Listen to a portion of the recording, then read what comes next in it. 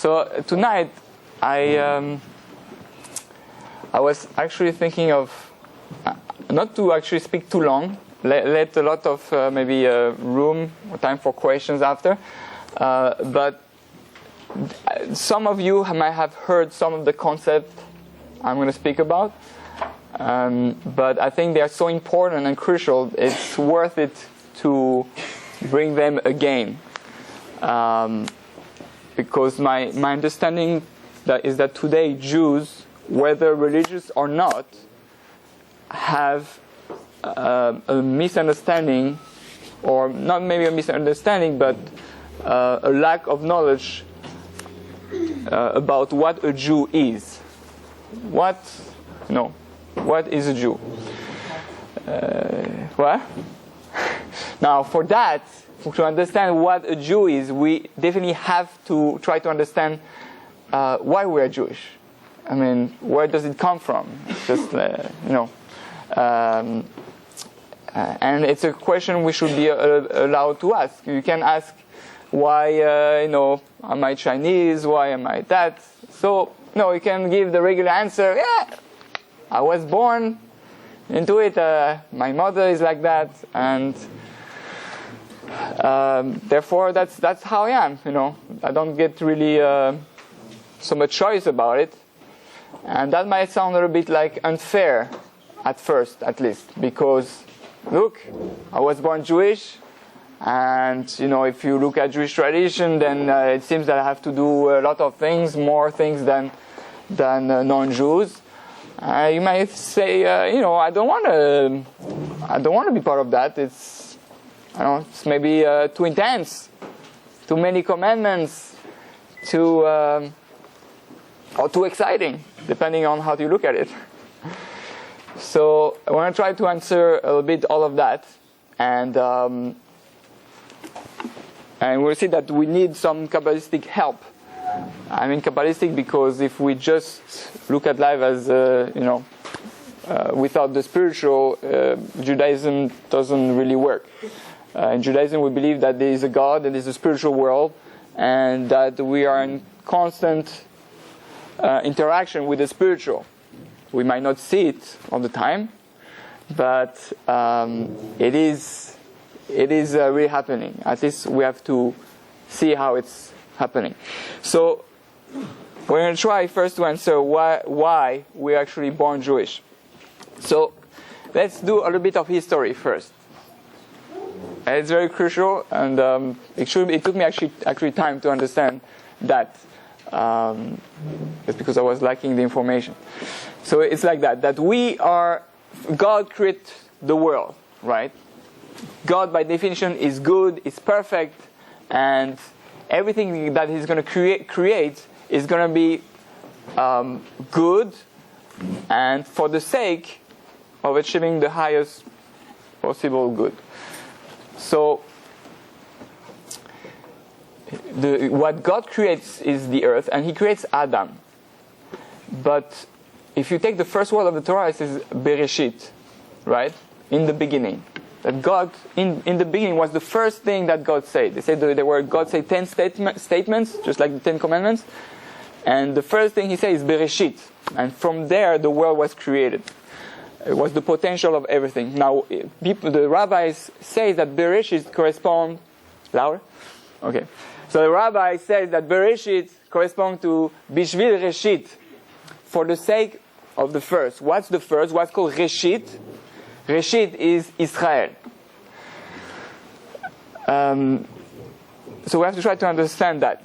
What's Israel? Why actually we are even called Bnei Israel? Why we're not called, children of Abraham? He's the one who started it all. We're called, Bnei Adam, the sons of Adam. No, we're called Bnei Israel. So we have to understand that Israel is a concept.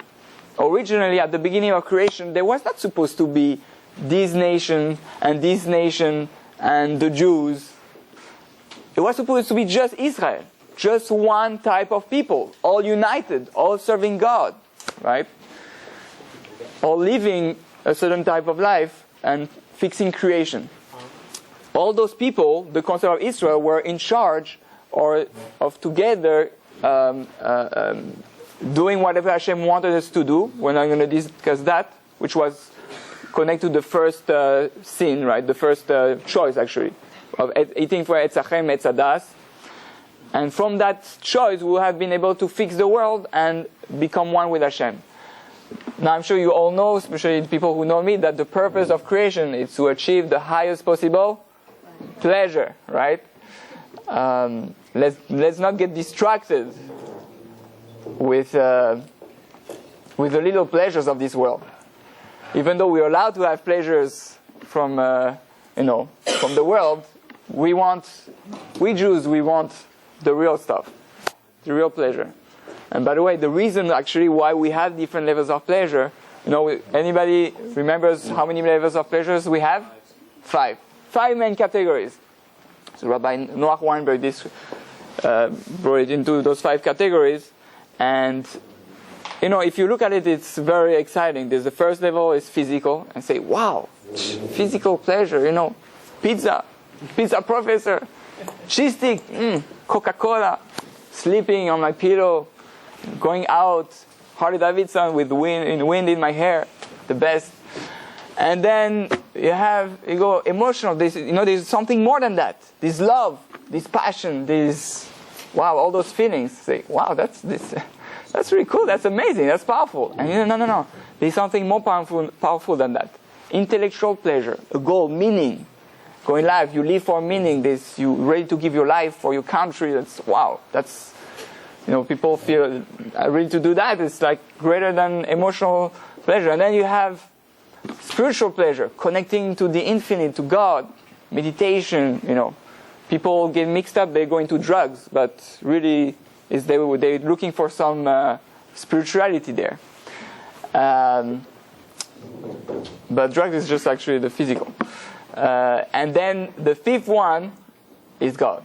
So God created us to achieve the highest possible pleasure, which is God Himself. And we all have to learn to go up the ladder. So God created Israel, who is that nation who is supposed to achieve that highest possible pleasure, and we're supposed to be doing all that. But it will be completely unfair if God will impose on us to be that people, or to be, let's say, Jewish. Because what if you don't want the highest possible pleasure? What if, you don't want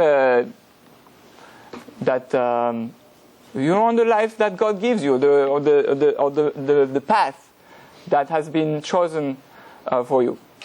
So what happens is that the majority of the world, right? We have the history of the world. Adam, then he got children, and the world increased, and you had a lot of people who decide, no, we are not interested. Actually, the majority of the world ended up not being interested. What happened? God brought a flood. You're not interested? The purpose of then the world is not going to its final destination. We have to start over. So God saw one man, Noah, who was still consistent with the path, but one man is not enough against hundreds of thousands of people. So he had to start again. Okay, let's do it again. And what happened is that again the people, they started building the Tower of Babel, which was close to actually coming to what God wanted, the unity. All the people started being united again, but they got united for the wrong reason, to disconnect from God. They went actually against God, and they wanted to live their own life again. But God didn't destroy them, because what happened? Abraham came. Not only that, God saw that because they were all united, there was some powerful thing happening there, that they were close to actually the purpose of creation, right? To that first concept of being all united, but they misdirected it, so it didn't completely destroy them. But not only that, right? There was Abraham who came. So until Abraham, really, and that's another way how to look at it, especially it's more like the way the Ramchal will explain to you what a Jew is that from the beginning of creation till Abraham, everybody had the power to rectify the world, meaning to rectify the first sin, and take responsibility to, the Jewish responsibility to bring the world to the right place, to fix the world and achieve the highest possible pleasure.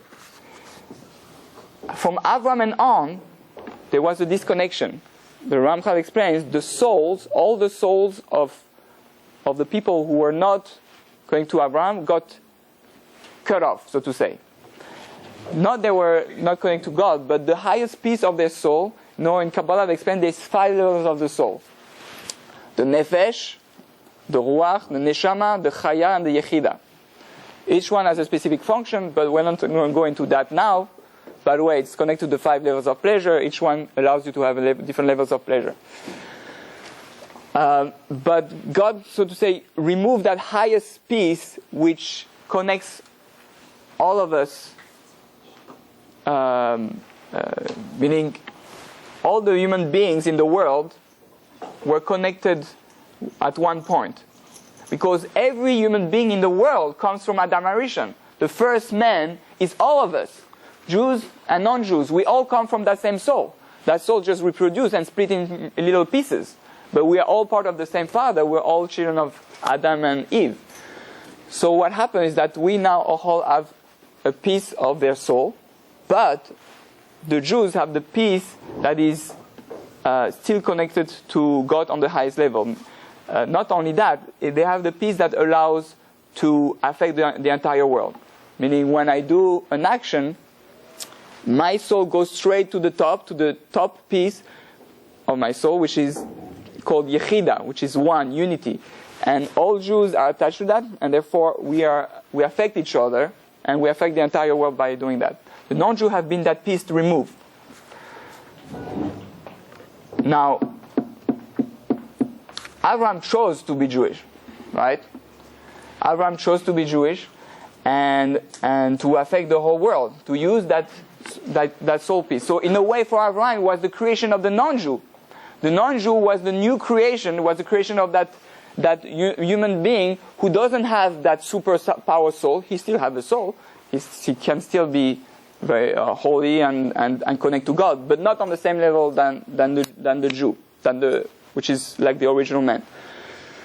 So what happens is that now Abraham took that upon himself. Now it's very nice to say, okay, Abraham got the choice. No, you could even say that Yitzchak and Yaakov, Hashem said to Abraham, if your family keeps that choice to that mission of fixing the world, then all your descendants are going to be protected, and I will give you the Torah, which is the guide on exactly how to fix the world. So what happens is that the problem is, what about us? What about us that we come here, born from a Jewish mother, and I say, it's who say I want to do that mission? Who say I want to be part of that mission?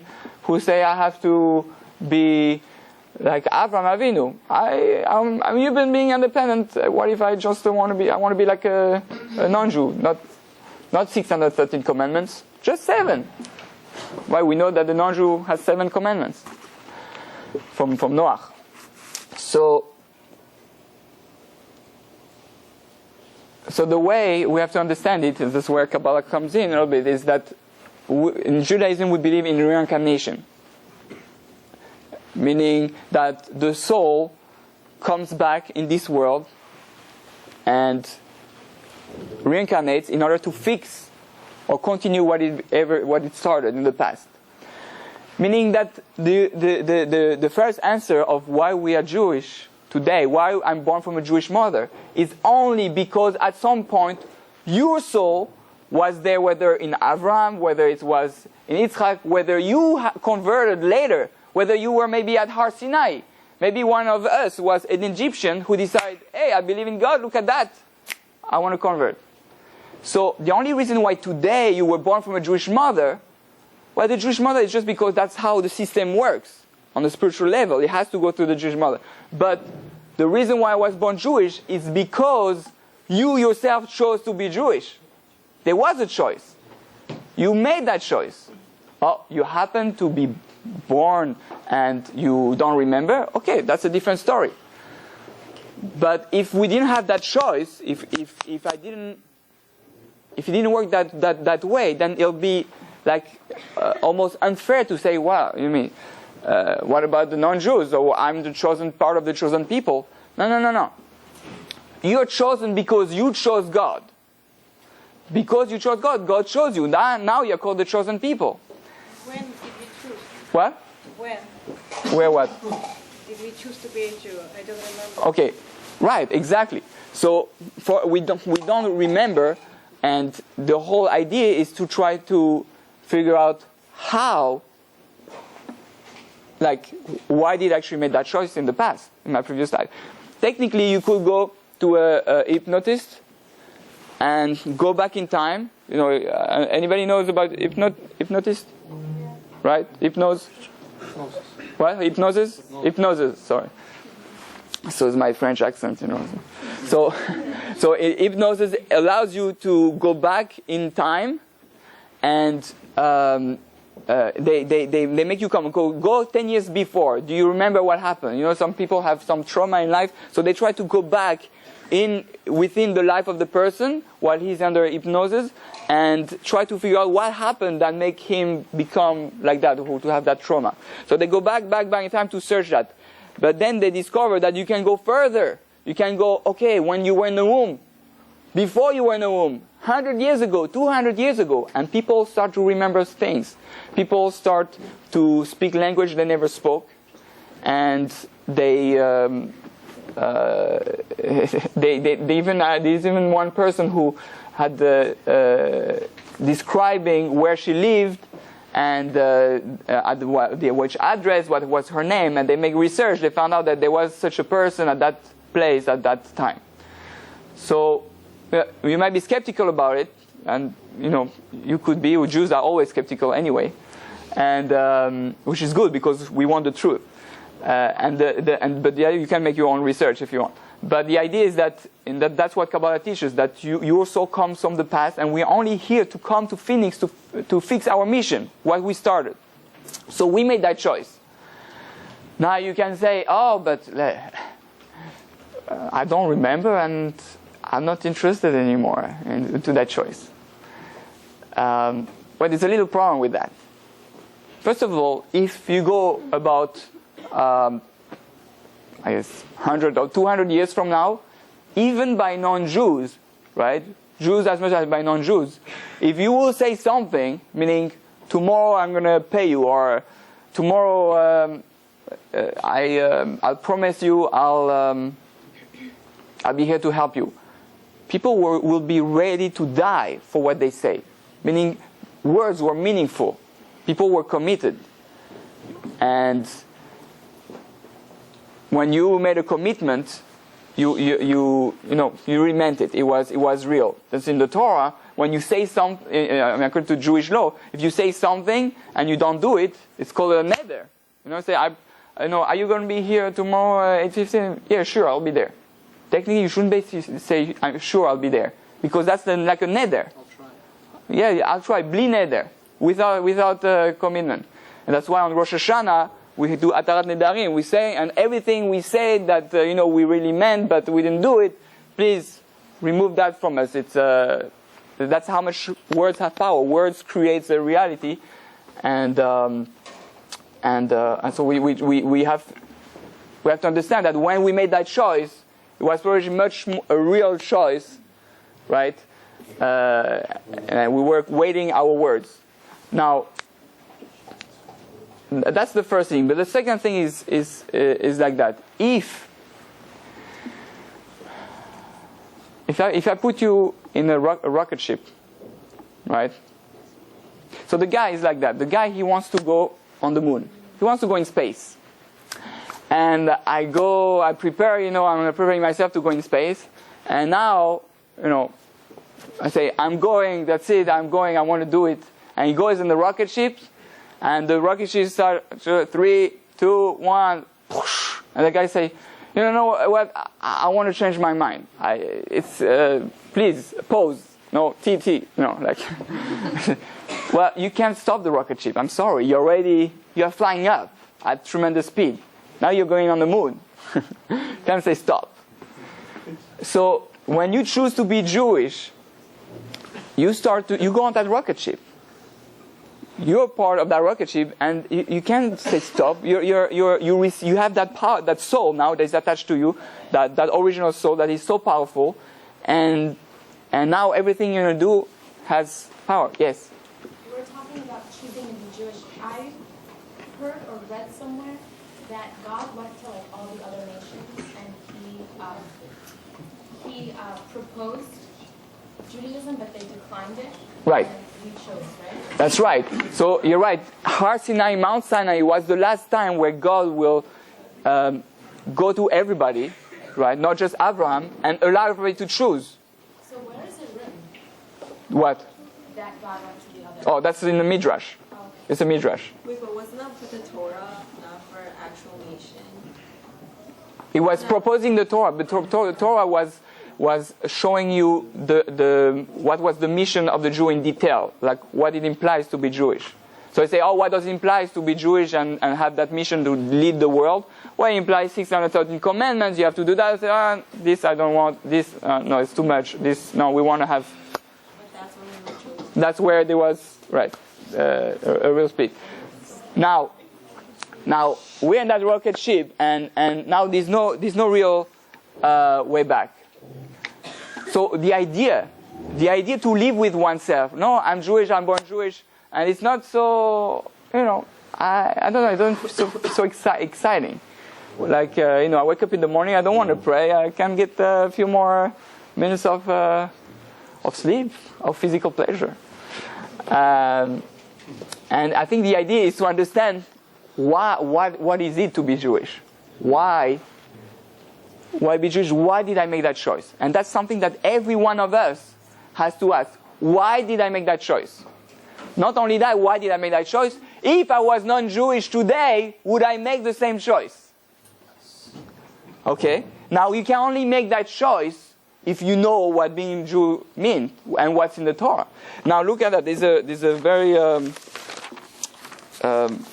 very good rabbi. Where did I put it? Oh yeah, he said it. Very great rabbi who spoke. He's the one who wrote the Nesivas Shalom. It's Rabbi the Novominsker Rebbe. He was a big Rebbe, and he's called was the Rebbe of the Slomen Hasidim, one type of Hasidim. And he said like that: the goal of Torah education is to produce holistic Jews whose Judaism defines their very being. The Chofetz Chaim explains, before a Jew recites the morning blessing, meaning Baruch Ata Hashem Elokeinu Melech Haolam Shelo Asani Goy, who didn't make me a non-Jew, he must do some introspection to be sure that he truly is a Jew in his very essence. If even one limb is Gentile, the blessing might be recited in vain.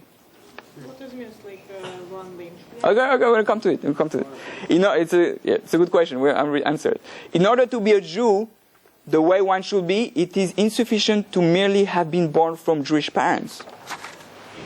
It's very nice, yeah, I'm Jewish, chosen people, Olam Haba, the world to come, the highest pleasure. Just giving it all to me. I'm Jewish. Give me the diamonds. Give me the world, Very nice. But it's not that simple. I'm born Jewish, but I have to... Being Jewish means I have to act Jewish. If I'm Jewish, being born with a Jewish soul means I have the potential to be that full-fledged Jew. But until I practice my Jewishness, whatever that means at that point, then I'm not technically considered a complete, full-fledged Jew. Meaning that if I use my hand, my limb, like someone bothers me, I'll kick him, your limb is not Jewish. This is a Gentile limb. Nothing against the Gentile. You can be a very good Gentile, and a righteous Gentile won't do that either, probably. But you can allow yourself to be called a Jew if you hit someone else with your feet. If he deserves. What? If he deserves. That's a different thing. But usually, let's say someone attacks you first, then yeah, you'll be able to respond before. But But I'm just saying, like someone who just say a bad word about you, and you just don't do that. It's not a Jewish character trait. It's not a Jewish behavior. Your limb is not called Jewish at that point. So being Jew is not just, oh, I have a Jewish soul, therefore I'm Jewish. Very nice. Oh, I'm Chinese, therefore I'm Chinese. So it's a problem because today we relate to Jew. Oh, so you're Jewish? What does that mean? Well, you know, I eat plov, barsh, kugel, falafel. You know, I have diamonds and I have a Star of David here. That's not called Jewish. That's having Jewish symbols on you, some Jewish cultural stuff. But it's not acting Jewish. Now, it goes actually very far. And therefore, one can ask oneself if one is really Jewish in that sense. The Rambam says like that. It's the Rambam in the commentary on the Gemara on Talmud Sanhedrin. He says like that. When a person believes fully and genuinely, thank you. In all these, by the end of the evening, I'll speak perfect American English. American English. In all these 13, okay, when a person believes fully and genuinely, in all these 13 principles of faith, he is considered part of the Jewish people, and it is obligatory to love him, to have mercy on him, and to relate to him according to all the mitzvahs that God has commanded concerning interpersonal relationships of love and brotherhood. Anybody know that there are 13 principles of faith? This comes from the Rambam. In the Siddur, at the end of prayer, there's a list of the 13 principles of faith. Some people, the most famous is Ani ma'amin be'emunah shlema be'viat HaMoshiach.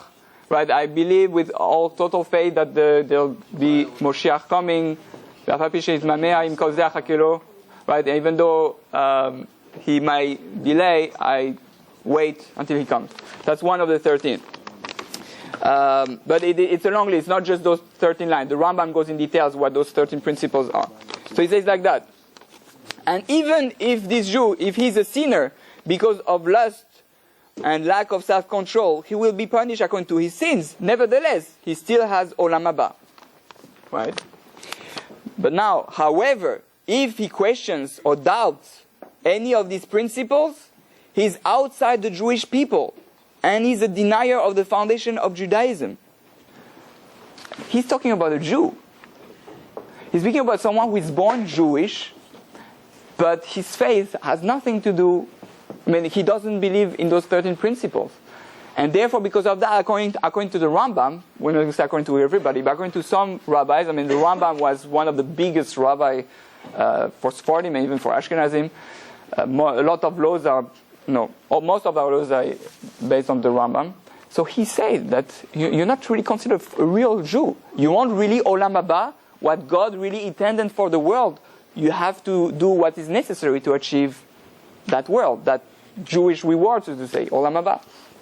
Now, obviously, a non-Jew also can have the world to come. A righteous Gentile has the world to come, just like a Jew. But it's going to be on a different level. So let's try to understand a little bit what a Jew is, right? Like we say, a Jew is not just a cultural thing, what we eat or what we show, right? Being a Jew is, I think it's first a behavior. What was the difference between Noach and Abraham? Why wasn't Noach chosen to be the father of Jewish people? Abraham is the one that has been chosen. Why? You say, Noach ish tzaddik tamim haya bedotav. Noach was a tzaddik, tamim. He was complete. He has a real connection, with God in his generation. So why him? Why not him? So the idea is that Abraham did something that Noach didn't do. Noach, as we know, he was very focused on himself. He was actually punished, so to say, for not having tried to gather all the people. He went, but he didn't do much. He didn't pray for all the people to repent and come with him in the ark. He did his work, and he did what God told him to do. That's a tzaddik. A tzaddik does what he's supposed to do. Abraham, what he did something much more powerful. Abraham, one person, what we call Abraham Ivri, right? The Ivri, the Israeli, or the one who was on the other side, because he went against the entire world and did something and wanted to change the entire world. With his own opinion, he went there and broke any boundaries, right? He took his house, not just like Noah, so to say, that he will have one house with one door. No, Abraham says, open all the doors, this way, this way, this way, this way. His house, his stand had 4 doors. And who he takes, it doesn't take just righteous people in his house. I think that Noah says, oh, you are righteous, you come in the teva. No, he takes idolaters, right? People who are doing idolatry. It says they look like Arabs. Really, they were angels. But he was ready to take anybody. He even washed their feet. He acts in a way that goes beyond the regular human standard. If we can call it that way. So there is 2 steps in life. There's going from animal to human being. And that's the 7 laws that the non-Jews have. That they are supposed to be men, right? From Adam to man, so from animal to man. And they become the perfect man if they do those 7 laws. But a Jew is required more than that. It's not enough to be a man. The Jew has the Torah. The Torah doesn't teach you how to become a man. The Torah teaches you how to be a Jew, right? So we are learning, and technically that's what they say. The Talmud says, if the Torah was not being given, we should have known how to behave as a human being without the Torah. But it's not enough. To become a Jew, you need the Torah. Because become the Jew is transcendental, is acting in a way that goes beyond the normal. Meaning that if you see a Jew making an action, and you see a non-Jew doing the action, let's say action of kindness. So the non-Jew is going to give something, and the Jew is going to give something, you have to be able to see the difference. The Jew is going to do the same action, but with something that is much more powerful, much more intense, much more beyond the regular human standard. And that's our mission. Our mission is to expand. Avraham, who is chesed, chesed means to expand. It's not just love. Love is going to chesed because love kind of expands people. But the idea of chesed is to expand and to break boundaries. So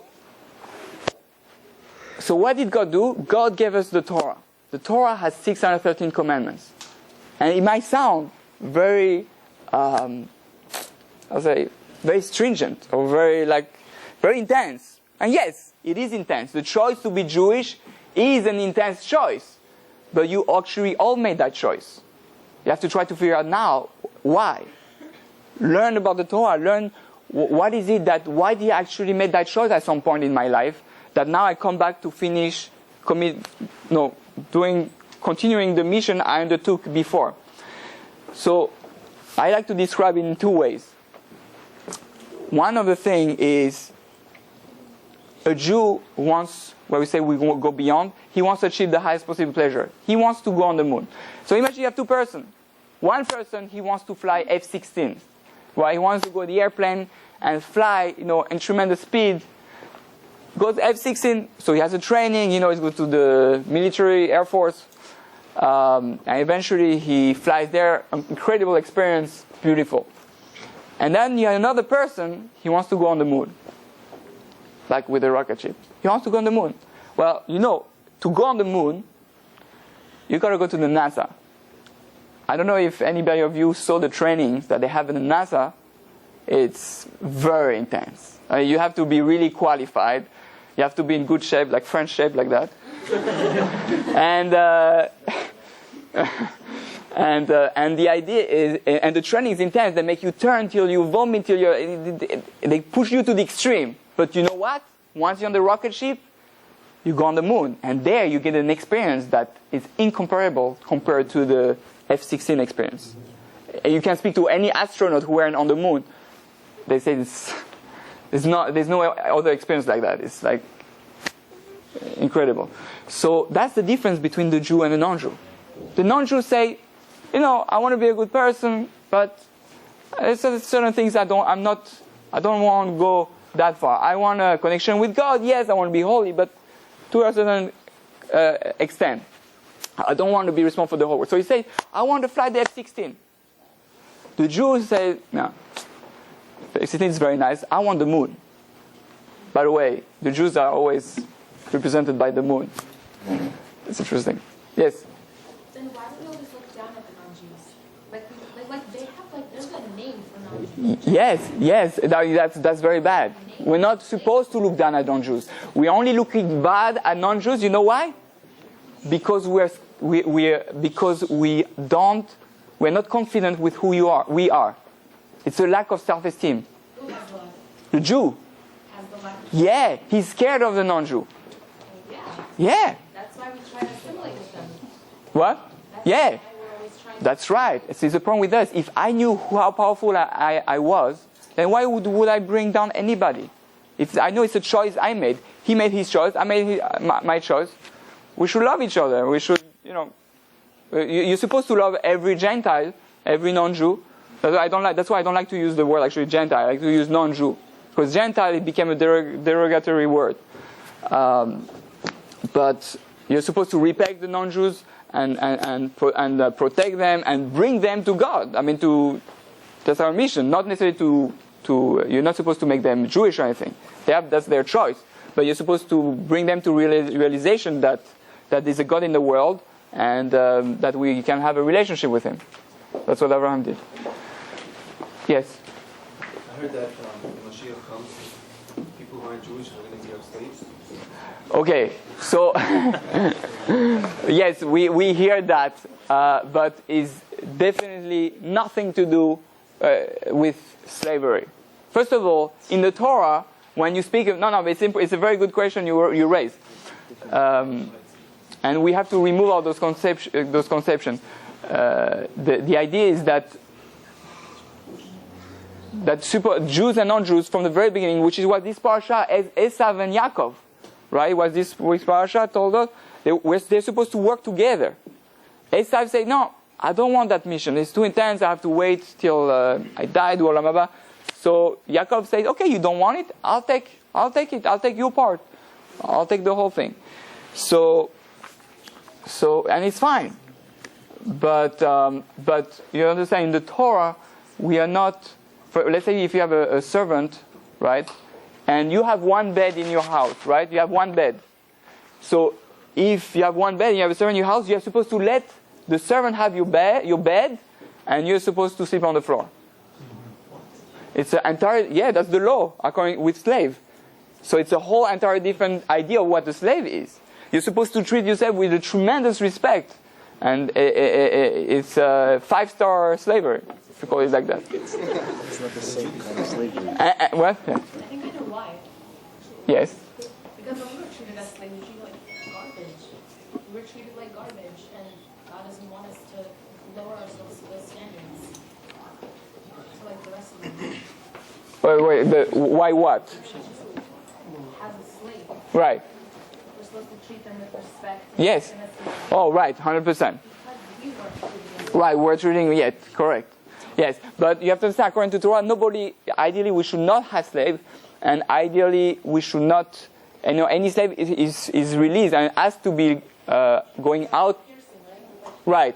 We want him to go away. We want after 7 years he should go away. After 50 years, everyone has to go away forever. We don't want that. Unless it's on the 7th year, so you just. On the 7th year, yeah. But ideally is Jews are not into slavery. we were being slave though, but that's not. So the idea is that the non-Jews, Ed, what's your name? I don't know. Okay, well, the idea is that the non-Jews are here as a partnership with the Jews, and when Moshiach is going to come, there are some opinions that say in Zephaniah, with the prophet Zephaniah, it says that all the non-Jews actually convert. What does that mean? doesn't mean like just converting, and it means that everybody is going to recognize that there's one God, and we are all going to be part of that, become that one nation again. We always think about that, the perfect possible life on earth. So, nations have tried, monarchy, communism, capitalism. Well, really, the perfect ism is Judaism.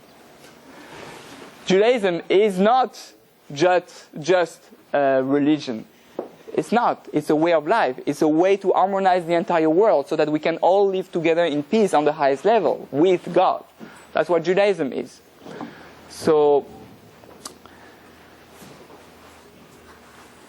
the idea, right? The idea to remember is that because we are Jewish, we have to understand that I chose to go on the moon at some point. I chose to achieve the highest possible thing. But the training takes time. It takes our lifetime to go through that training to get Olam Haba, to go on the moon. But just coming in this world and say I'm born Jewish, so I'm Jewish, and just go through life without doing anything, it's not called being Jewish. So yes, you have the Jewish potential, it's there in your root and your soul, but you're misusing it. You're not using your Jewishness, so to say. So it's dormant. It's not. You have access to it, but it's dormant. And one has to understand, therefore, what a Jew is. One has to choose every morning. Today, I am choosing to be Jewish. If I was not a Jew, I will convert and decide to be Jewish. That's how we should react every morning when we wake up. And if you are not sure why you will do that, then find out. Find out. So, let's give a few definitions about what a Jew is, right? And that's why it's so important in Judaism that we don't believe in just belief. Judaism is not a religion of belief. I look at the world and I say, I believe! No, we don't believe in blind faith. We want knowledge. That's why Judaism is the only religion who is based on knowledge. 3 million people there experiencing God. How does, like in 1 year, let's say, 3 million people all of a sudden become Jewish and religious? It's impossible. It's not possible. It's a lie to start with one person. No, it doesn't work. We had all the people practicing and doing stuff that doesn't make sense. All of a sudden, 3 million people start putting a strange thing around their arm for no reason. And their kids say, oh, cool, it's cool, I'm going to do it too. Jews are the most skeptical people. You think that you see how we are with our parents? I don't believe that, especially in our generation. We don't believe something, and we usually don't do it. So we have to understand that I have to come to the point where in the morning I know with all of my knowledge that I will choose to be a Jew today. So let's give just a few quick definitions of what a Jew is. First of all, a Jew is someone who makes a commitment of having a relationship with God, just like you have a commitment of marriage. Right? Let's say you have two people, a person who has a girlfriend or a person who is married. A non-Jew, in a way, is someone who is the girlfriend of God. Kabbalistic, right? A Jew is someone who gets married to God. It's very nice. I decided to get married, and I was living with my wife, and we had kids, and all of a sudden, I said, you know what? I'm not really interested anymore. It's too intense, bring the kids to school, always pleasing your wife, making her happy all the time. It's too intense of a life for me. Well, but you chose to get married and have kids. You can't just, drop out everything. Well, that's the same thing, You chose to be Jewish, have a relationship and marriage with God, and now you say, no, you know what, I'm not interested. You can't do that. Everybody who will see someone acting like that towards his family will say that guy is cruel, is human, is not responsible, right? So we have to understand that our life as a Jew is a marriage with God, a love with God. We are supposed to know God, understand God. The Torah helps us understand. The 613 commandments are 613 tools. It's not just, God doesn't want you to do just to do, because we're not created to be robots. I put feeling, What? God doesn't care if you put feeling or not. He doesn't need your feeling. We do put feeling for us to expand, for us to achieve the highest possible level of pleasure, for us to connect to God, to transcend, and to achieve the highest possible intense life. But if you don't know how feeling works, or how putting candles on Friday night works, on how this mitzvah works, or how Shabbat works, you're not going to have all that. You are supposed to learn what Shabbat. It's not like, it's going to be Shabbat. Oh, Shabbat, I'm all spiritual now. I feel God. But that's not what Shabbat. You have to prepare for Shabbat. You have to learn what Shabbat is. You have to find the meaning. You have to see how this helped me change my life and become a better human being, become a Jew. So, the commandments are here to transform us. If I do a command and I'm not different after I done it, in a way, I didn't understand what the command was for. If I do Shabbat, and next week, after Shabbat, I'm still the same human being, I didn't do Shabbat. I went through Shabbat, maybe I went in the Shabbat zone, where there was a lot of potential to try to connect, but I didn't do Shabbat. I tried, but we have really to go to understand. Now it's fine, you can do and learn at the same time, but you have to learn what it is about. Otherwise you're not committing to what you say that you want to be a Jew. So that's what we have to work on as Jews, is to see every commandment. How are those commandment tools in order to become to achieve that highest possible pleasure. Anybody interested in pleasure here? No. Yeah. No? Yeah? I hope so. You all chose to have a pleasure.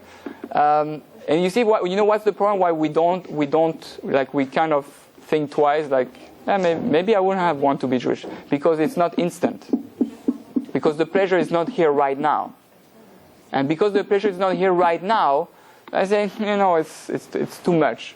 Yeah, the pleasure is not here right now. This world is just the way to reach that highest possible pleasure. There's a world to come. Judaism, we say there's a spiritual world, there's a world to come. That's when we're going to have the whole thing. But if God will give you the whole pleasure right now, let's say I put tefillin, or I put candles, or I do Shabbat, and all of a sudden I get a spiritual orgasm. Right? Then you will just do it all the time, non-stop. Yeah, it's amazing. Mitzvot, you get the high. So you won't have free choice. You'll say, Judah is the best, everybody will run. But it can't be like that. We have to wait for that pleasure in the Olam Haba. God gives you can get a glimpse of it. That's why we say Shabbat is Me'ein Olam Haba. It's a glimpse, a taste of the world of to come. So, and in every mitzvah you do, you can start feeling that pleasure of the future world. But you can't have the whole thing, because otherwise there's no free choice. You're just going to shoot yourself with a mitzvot. It's going to be a drug. Marx said that Judaism is the opium. That the religion is the opium of the people, of the nation. It's true in a way. It's the opium, but there's the bad opium and there's the good one, so to say. I don't know anything about opium, but this is the healthy one and non-healthy. So the idea is that I have to learn what those mitzvot, how those mitzvot change me, how did they make me into a Jew. So you have to understand, a non-Jew can be very holy. He can be very good. He can be pure. He can speak to God, everything. But his actions, when he acts, is limited. Meaning when he's going to do an action, it's going to affect him, or his friend, his entourage, and even spiritually, more. But the non-Jew, he kept a soul that when he makes an action, it affects the entire world. That's why, when we make a mistake, the Talmud say every destruction and bad that happens in the world is because of the Jews. That's our fault. And what everybody says, you Jew, that's your fault. Well, you know what? They're right. It's our fault. And the only reason why they keep running after us is because we don't really acknowledge it. If we acknowledge it, if we took upon our mission and be responsible, that yes, we are the Jews and we're responsible for it, we made the choice and we're going to be committed to it, then they're going to run after us. God, it says in some place that God used some of the nation to bring us back because we forgot why we chose to be Jewish. If we forgot our mission. So you have to, every morning, reconsider that your mission and realize, yes, I made that choice. Let me see why. Okay, makes sense. I want the highest. I want the biggest. I want. That's going into more definition of what a Jew means, right? I always want more. A Jew always want more. Never satisfied with what he has. I have to want more. That's what a Jew is. I want more. I want more. I want more. Number 2, I want perfection. Not satisfied with average. I want perfection. I should want perfection all the time. Number 3, I want to live an intense life. I want everything to be extreme. Jews, in a way, are extremes. Kind of fanatic. When I started becoming religious 12 years ago, 13 years ago, they all called me fanatic in my family. I was the only one who became religious. And I say, yeah, I'm a fanatic of pleasure. Fanatic of God, fanatic of love. I want to go to the extreme of life. I want to use everything to its most intense level. Number 4, I am an expert in pleasure. Right? Everybody remember, some were not there, the difference between a Jew and a non-Jew with pleasure. It's the same as a French.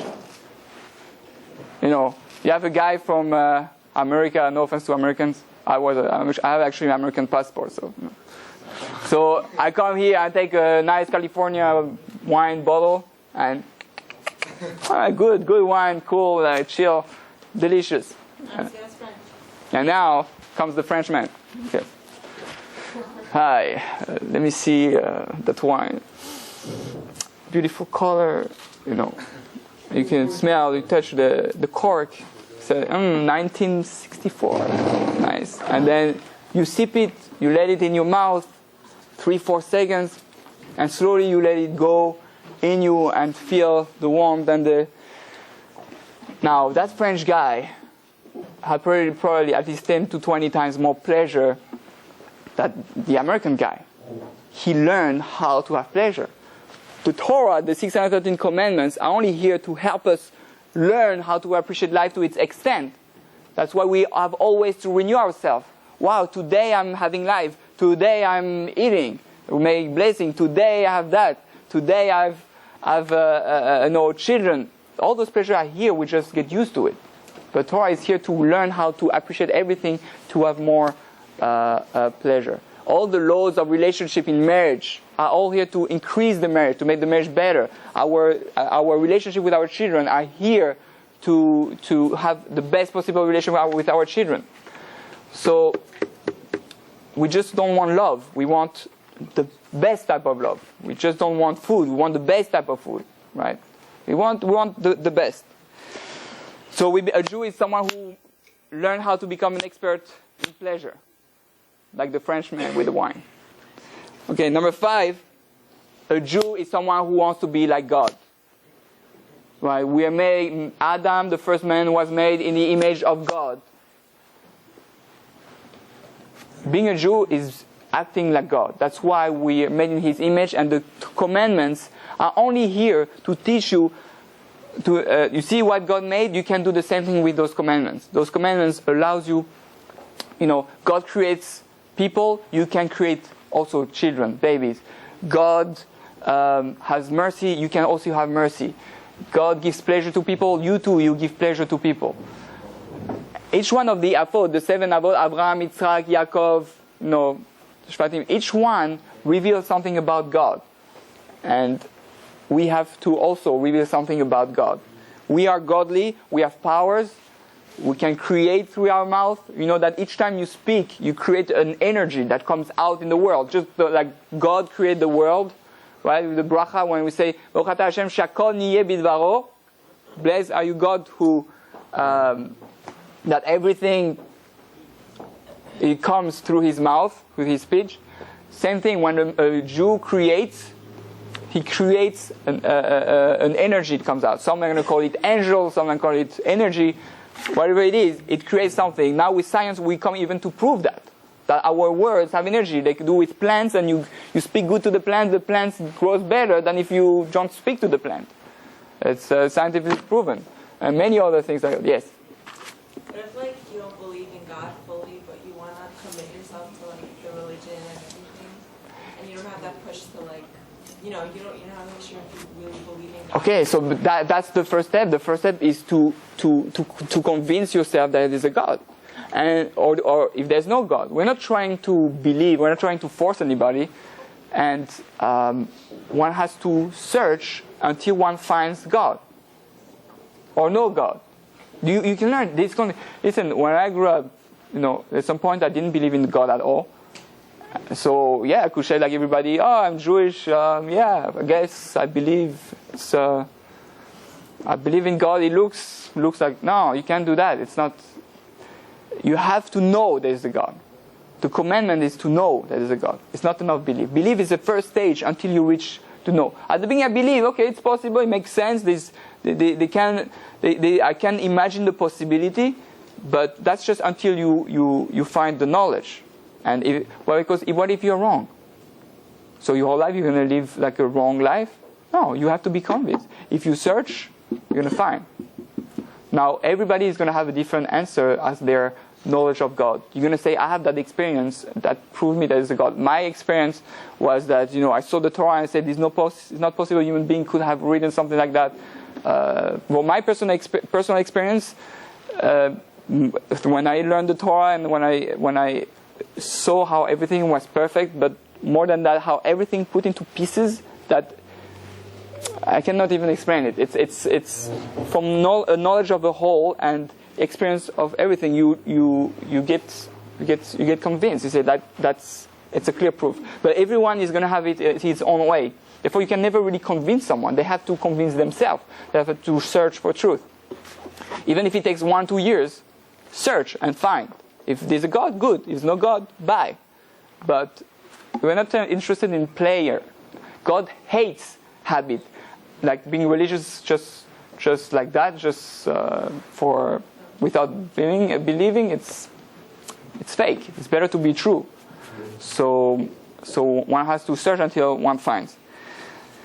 And probably the most important thing is, as a Jew, is that what I do matters. Yes, all my action matters. Everything has meaning. There is nothing that gets lost. When I do a good action, it changes the world. When I do bad action, it also destroys the world. Okay, and I want to finish by reading to you some sources from non-Jews. How a non-Jew even looks at the Jew. Okay. Some of the stuff makes me really believe that there is something. So it is like that. This is from Leo Tolstoy. He says like that: what is a Jew? That question is not as all so odd as it seems.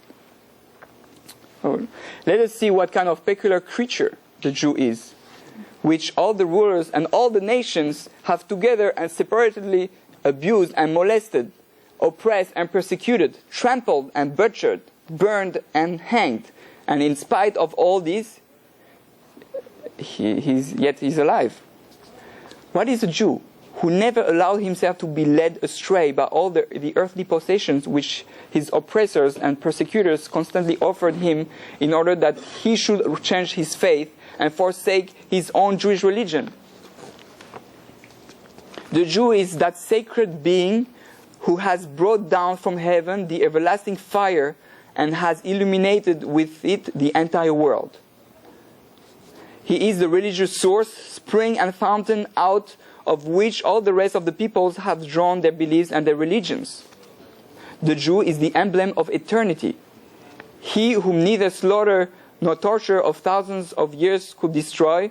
He whom neither fire nor sword nor inquisition was able to wipe off the face of the earth. he who was the first to produce the oracles of God, he who has been for so long the guardian of prophecy and who transmitted it to the rest of the world, such a nation cannot be destroyed. That's a non-Jew who looks at us.